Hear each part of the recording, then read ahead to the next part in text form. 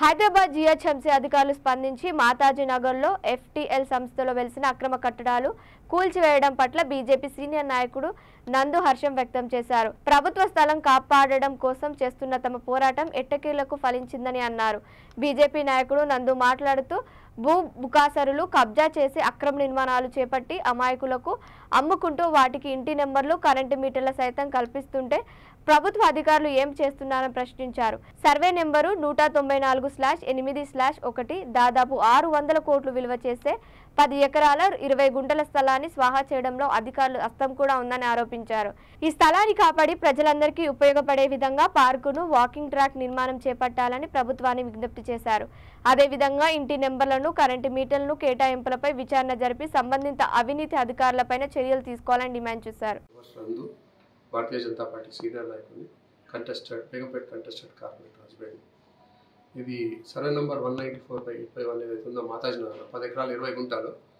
దాన్ని కొన్ని దుష్టశక్తులు అంటే ల్యాండ్ గ్రాబర్స్ దాన్ని ప్లాట్లుగా చేసి జనాలకు అమ్మి మోసం చేయడం జరిగింది.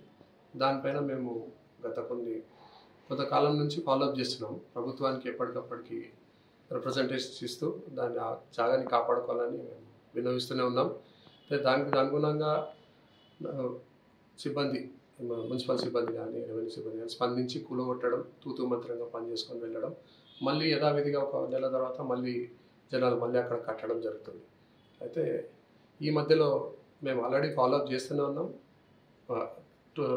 మార్చి 23 తారీఖున ఏదో డెమాలిషన్ అయిందో ఆ తర్వాత మళ్ళీ కన్స్ట్రక్షన్ అవుతున్నాయి. మేము దానిపైన మళ్ళీ కంప్లైంట్ ఇవ్వడం జరిగింది.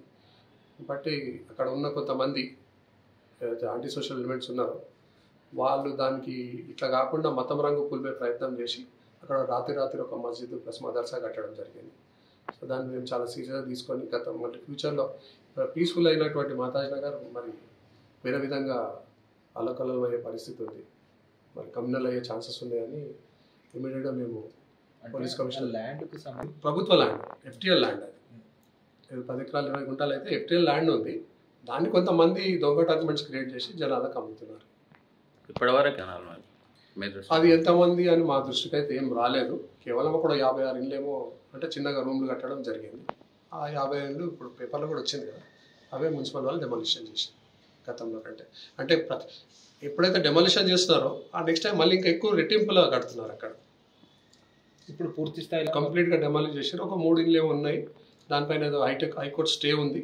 దాన్ని కూడా మనం చెప్పి రెవెన్యూ సిబ్బంది కంటెస్ట్ చేసి కోర్టులో వీటిని కూడా తొందరగా తీసేస్తామని చెప్పడం జరిగింది. మా ప్రధాన డిమాండ్ ఏంటవుతుంది, ఇది ప్రభుత్వ భూమి, ప్రజలకు చెందాలి, ప్రభుత్వానికి చెందాలి.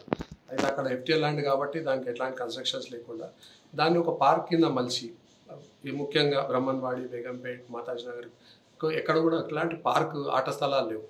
దాన్ని ఒక పార్క్ కింద మలిచి ఆట స్థలాన్ని చేసి వాకింగ్ ట్రాక్ లాగా చేస్తే ప్రజలకు ఉపయోగపడుతుంది, ప్రభుత్వానికి కూడా మంచి పేరు వస్తుంది. మేము ఒత్తిడిలు వచ్చినాయి, అన్ని విధాలుగా ఒత్తిడిలు వచ్చినాయి, కానీ మేము ఎక్కడ ఒత్తిడిలకు లొంగలేదు. మరి రాజకీయ నాయకులు అంటే ఈరోజు వాళ్ళు ప్రగతి వాళ్ళు ఎవరైతే అక్కడ కొన్న వాళ్ళు ఉన్నారో వాళ్ళు వెళ్ళి చెప్పడం జరుగుతుంది, వాళ్ళు ఉన్నారు వీళ్ళు ఉన్నారు, మీరు ఒకసారి వాళ్ళని కూడా మాట్లాడితే బాగుంటుంది. మరి